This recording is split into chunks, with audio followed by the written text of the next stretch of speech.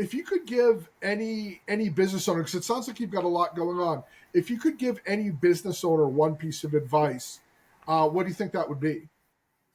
Yeah, it's such an unbelievable question.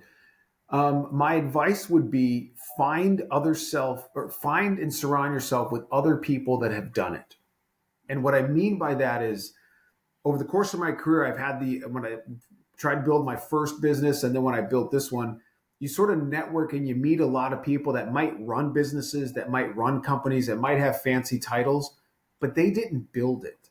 And it's nothing against those people, right? They're probably phenomenal leaders and great people, but it's hard and it's impossible to understand what somebody is going through when they're building the business. If you ever watch Shark Tank, you see these people standing on that stage and you can feel what they're going through. You can hear it in their voice because you've been there.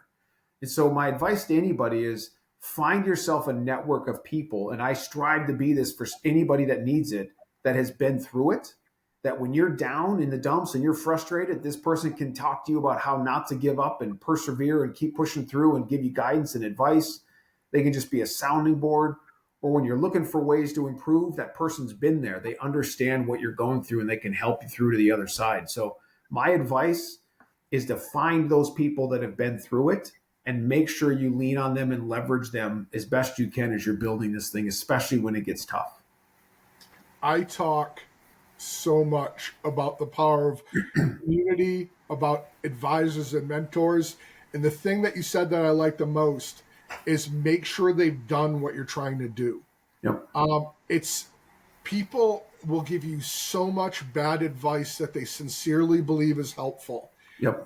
If you're not careful, you'll drown with that. That's excellent advice.